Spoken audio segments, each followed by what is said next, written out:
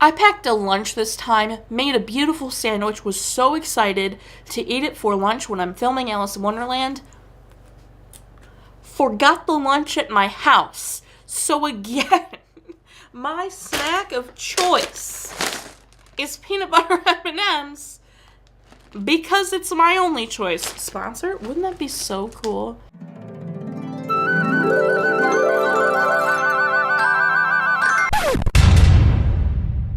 Welcome back to Every Disney Movie Ever. My name is Jess and I'm watching Every Disney Movie Ever. This is the REWATCH series, and today I'm covering Alice in Wonderland. Alice in Wonderland is a 1951 animated theatrical release. It is directed by Clyde Geronimi, Hamilton Lusk, and Wilfred Jackson. All I've covered before in previous videos. The links will be in the description. Animation directors include all 9 old men and Norman Ferguson, all of whom I have covered before. Their names and links will be in the description. The editing is done by Lloyd L. Richardson, who I covered in the video about Child of Glass, and the music is by Oliver Wallace, who I covered in the video about Donald Snowfight. Both links will be in the description. 13 people wrote this film, 9 of whom I've already covered, so they will be listed and linked in the description. The 4 newbies include Dick Kelsey, Del Connell, Tom Orb, and John Walbridge. All of them are best known for their Disney work: Alice in Wonderland, 101 Dalmatians, Peter Pan, Sleeping Beauty, all the ones coming up pretty much. Except Del Connell, who also has other credits that include Ben and Me and The Cold-Blooded Penguin. Alice in Wonderland is based off a book called Alice's Adventures in Wonderland by Lewis Carroll, released in 1865. Shall we compare? 7-year-old Alice dozes by a riverbank when she sees a white rabbit with a pocket watch. Alice follows the white rabbit into a rabbit hole where she falls a long way into a curious hall. She encounters a door that's much too small and drinks a drink that shrinks her. Now too little to get the key, she eats a cookie that makes her giant. She cries and floods the hallway. Alice grabs a fan, shrinks down, swims through her tears, meets a mouse, and offends the mouse by bringing up her cat. Alice and the animals convene on shore and hold a caucus race in a circle to get dry. Alice offends everybody by bringing up her cat. The white rabbit mistakes Alice for his servant and orders her into the house to get the Duchess's fan and gloves. Duchess?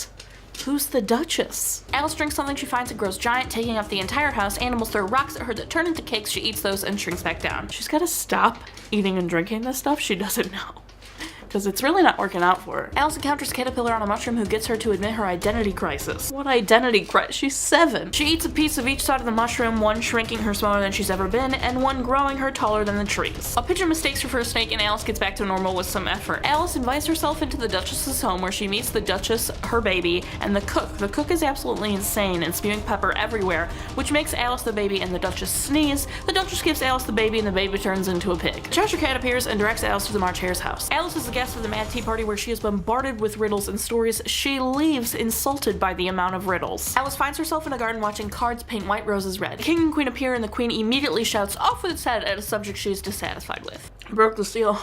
Alice is invited to play croquet. It is chaos. Flamingos are used as mallets, hedgehogs as balls, and the Cheshire Cat makes himself known. The Queen of Hearts orders the death of the Cheshire Cat, but the executioner can't do it because he is only a head. The Queen releases the Duchess in order to solve the cat matter. The Duchess goes on about morals. The Queen dismisses her and introduces Alice to Griffin, who takes her to the Mock Turtle. Turtle and Griffin dance to the Lobster Quadrille, and then the Mock Turtle sings Beautiful Soup. Alice is dragged to an impending trial by Griffin. The Knave of Hearts is accused of stealing the Queen's tarts. During the proceedings, Alice grows larger. Bill the Lizard accuses Alice of taking up all the air. She writes him off. Alice is called as a witness and knocks the jury over. The king and queen order her to leave for she is too big, and she refuses, which results in an argument, which results in off with her head, which results in her being swarmed, and her sister wakes her from a dream. The end. We're not done. Alice in Wonderland is also based off of Through the Looking Glass and What Alice Found There by Lewis Carroll, released in 1871. Let's go again.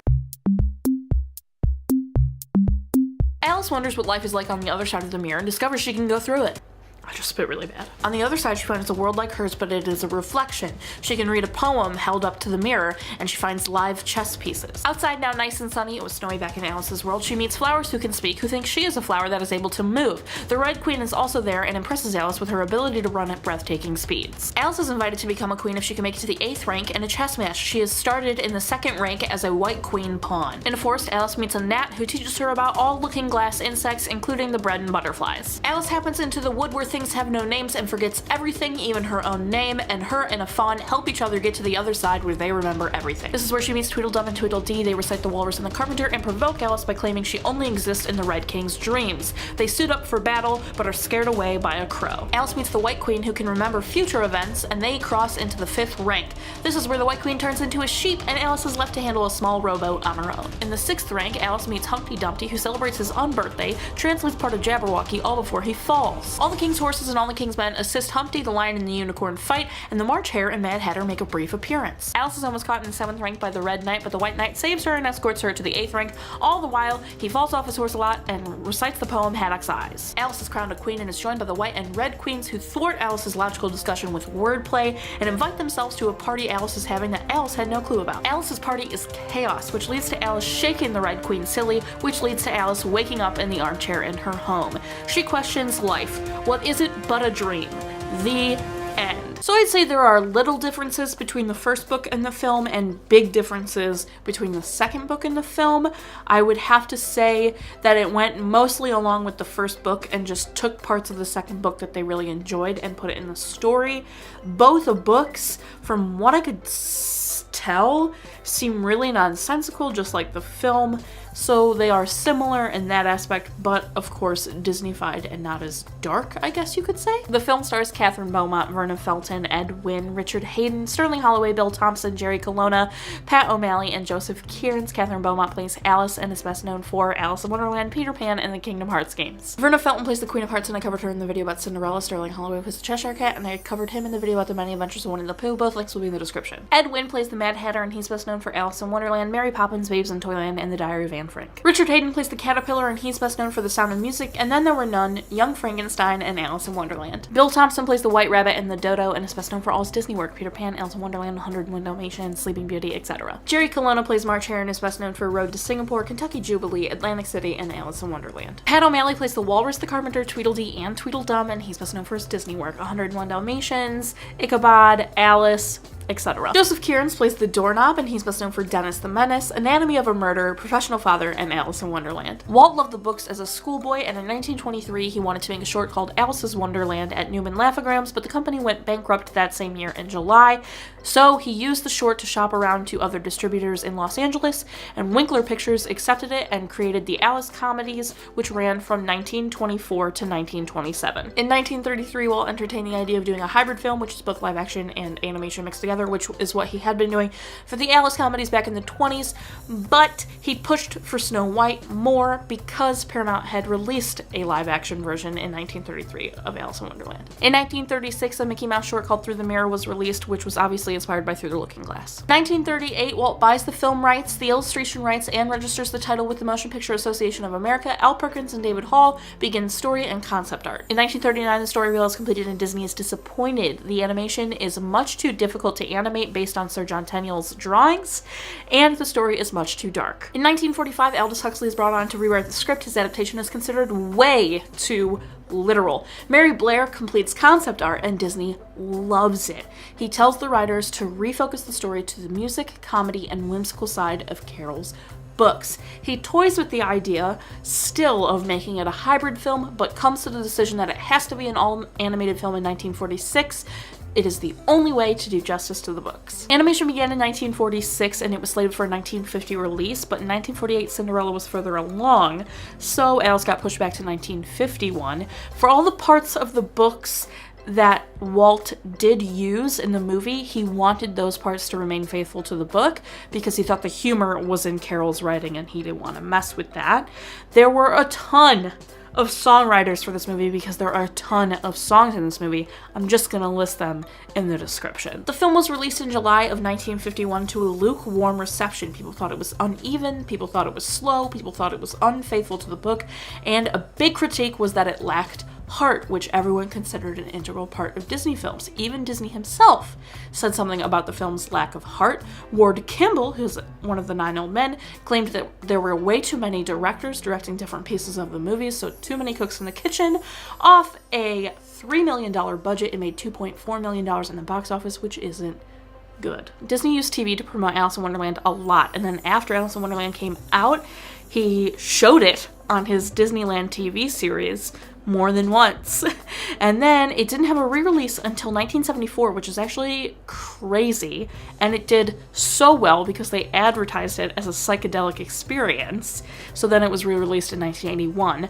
After that, critics re-reviewed it and consider it a Disney classic. It holds a 79% on Rotten Tomatoes and was nominated for Best Score but lost. As I'm sure you saw in the thumbnail, we own the 2-disc special edition released in 2010, not 2005 like all the others, and I watched all the special features for you, so let's go over them. Guys, some of these special features are the cringiest thing I have ever seen in my life.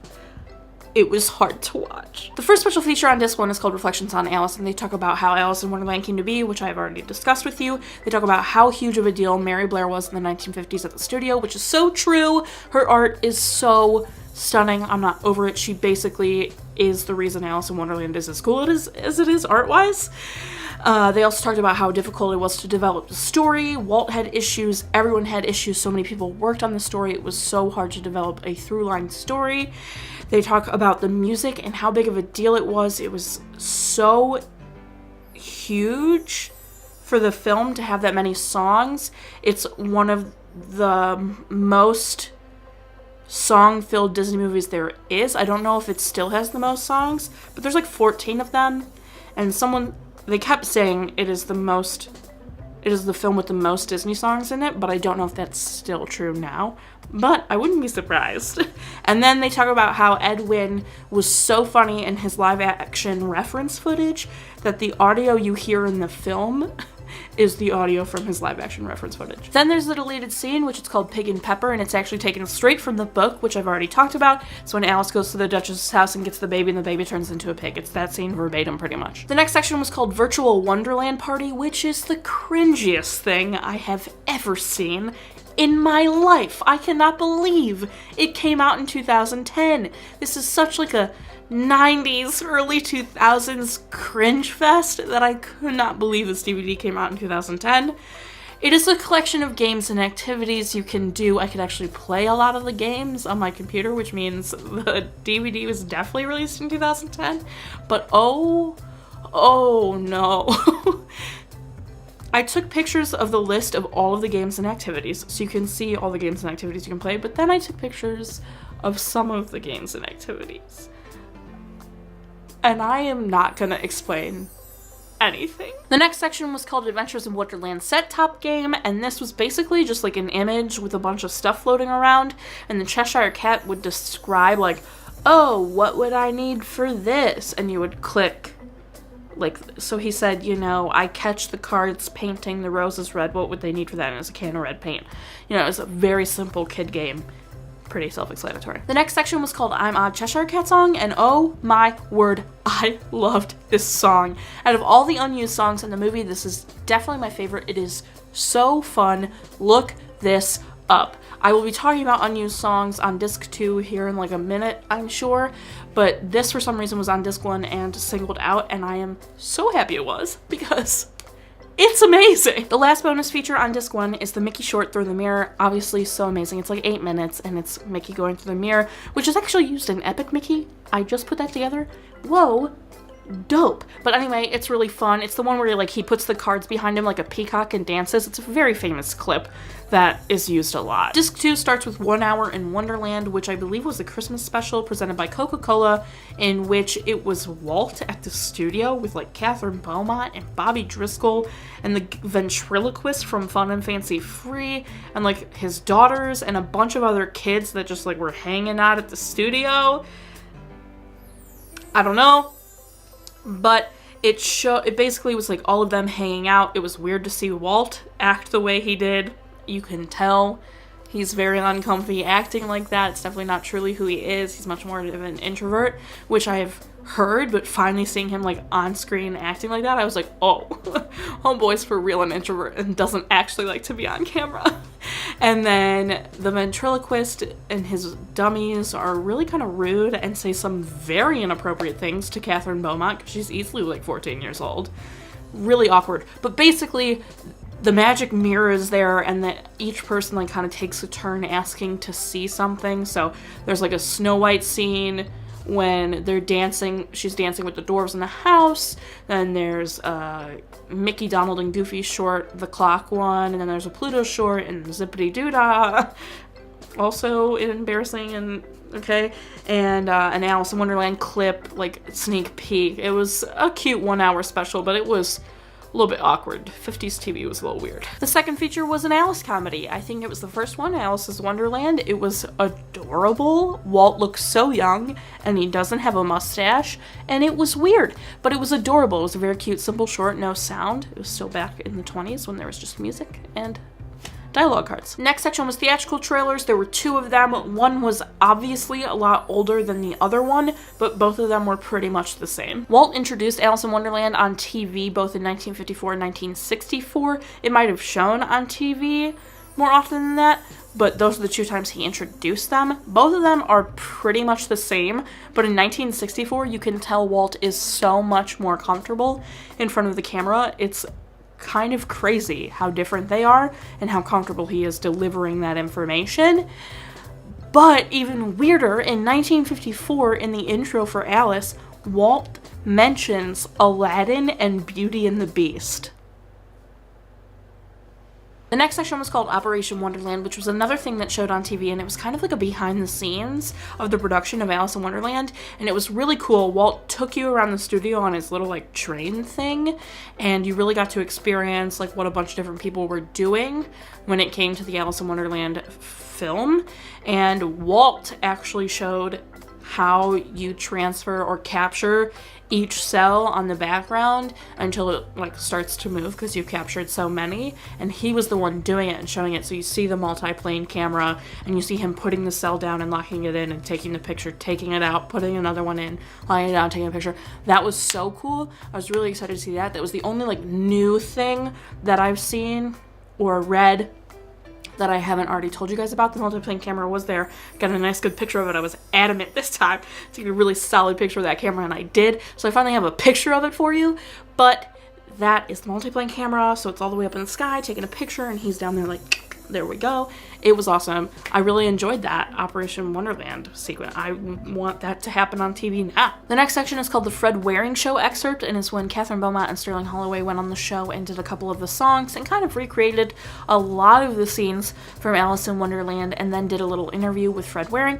But you can, oh my gosh, is Catherine Beaumont sick during this appearance. You can just tell when she's talking, when she's looking around, you can tell she's sick. The second she talks, you're like, oh, they didn't have her sing at all because she is ill, and she can't super sing. Even Catherine Beaumont admits that in a couple special features on this DVD. She says she's not good at singing, so I'm not coming for her. She came for herself. The next section is abandoned content, and this has a few things in it. The first being From Wonderland to Neverland, the evolution of a song, and Catherine Beaumont takes us through the process of how Beyond the Laughing Sky, which was a song originally meant for Alice in Wonderland, became the second start of the right for Peter Pan. This is the section where Catherine poops on her own singing. Then there's deleted storyboard concept where Alice daydreams in the park, and it's actually very similar to the opening, so I don't know why it was like deleted storyboard concept, because there's a few things that happen in the like storyboards that they showed that don't happen in the opening of Alice in Wonderland, but still pretty similar to the opening of Alice in Wonderland. Next was original song demos, of which there were 6. Beware the Jabberwock, Everything Has a Useness, So They Say, Dream Caravan, Beautiful Soup, and If You'll Believe in Me. My favorites were Beware the Jabberwock and Dream Caravan. The others were all pretty lame in my opinion. But remember, my favorite is I'm Odd by the Cheshire Cat. But Beware the Jabberwock and Dream Caravan are close seconds. Those were both very fun. Last feature is the art gallery, which holds a bunch of concept art, and it was so stunning. I took quite a few pictures. I'll quick cycle those through. There's a stage version called Alice in Wonderland Jr. meant for schools, and there are 2 live-action adaptations, the first being Alice in Wonderland, released in 2010, directed by Tim Burton, and the second being Alice Through the Looking Glass, released in 2016, directed by Tim Burton. In my original video, link in the description, I discussed how Alice is really young. When I was younger, I thought she was like actually quite old, but now as an adult, I'm like, wow, she's a baby. This is kind of scary, all this happening to her. How she's also super chill. A lot happens to her, and she's just like, all right, like, I don't like it, but whatever. whatever, man. The mouse has a drug problem. I hate the twins. The queen appears very late in the movie, which is still very true. And it was all a dream, which is crazy. I have new notes. I still hate Tweedledee and Tweedledum, but now that I know they're animated by Ward Kimball, I can't help but love them a little bit, because Ward Kimball is ridiculous, and he obviously just loves to have so much fun in his animation. So it's fun knowing that it's Ward Kimball, because it's like, of course it's Ward Kimball animating Tweedledee and Tweedledum. Also, I never fully registered, I think, that the walrus eats the baby oysters, and that's messed up. Like, major. And it never registered with me, I think because I was ignoring Tweedledee and Tweedledum because I didn't like them. So I was like, whatever, I don't care about the walrus and the carpenter. But now, as a 25-year-old adult, I was like, what? Yikers, dude! Please don't eat the baby oysters. Sad. I also think the drugged mouse is still messed up. I will never be over that. Critics saying the film doesn't have heart are not wrong. It's not boring, I would say, but it's not amazing. It doesn't keep me glued, I guess. I don't know, though. Like, I watched it really intently, but I don't know. I just feel that it lacks something. It lacks that heart, but it also is so, like, all over the place. There's no through line for me. Yeah, Alice at first is trying to find the White Rabbit and then decides she wants to go home, and that's kind of what's supposed to be carrying us through this. But it's just all over the place, which I get is what's supposed to be happening because it's frackin' weird. But all of that said, it's still, like, not one of my faves. You feel? Not one of my faves. It's, like, down there with Bambi. Not a fave. For sure. The scene where she sits alone on the rock is definitely inspiration for the Little Mermaid in her little trove where she's on her rock all alone in the circle. Has to be inspiration. Like, it's the same. And I think that's all I have. That's all I have. Yo, okay, that's all I have. That's all I have on Alice in Wonderland.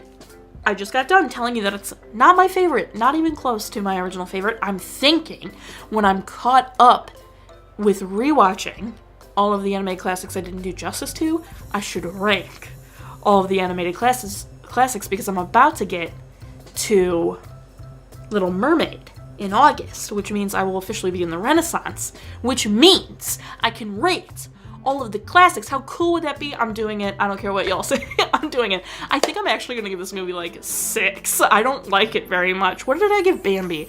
Was I nice to Bambi? Did I give it a 7? I really need to come up with a rubric.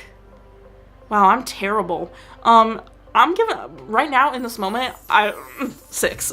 I hope I gave Bambi a 6 because this is better than Bambi. So if I didn't give Bambi a 6, you have every right to be like, Jess, come over the rubric. This is ridiculous, and I will listen to you. I'm giving Alice in Wonderland 6 poisonous drinks that shrink you out of 10. Our total movie count is, our original movie count is, parent death toll and credit count don't matter. If you want to keep up with the movie I'm watching when, follow me on Instagram or Twitter, and you'll find out what movie I'm watching when. I put out videos every Monday, Wednesday, and Friday. Until next time, comment, like, your star, but I'm not sure if you are, so you do, and don't be the Queen of Hearts about it.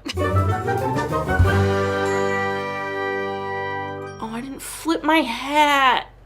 No, that means I have to, that doesn't mean anything. I've got to flip my hat, and I don't want to wear it forwards. It's bothering me, so everybody deal with the random flip backwards, okay? Okay.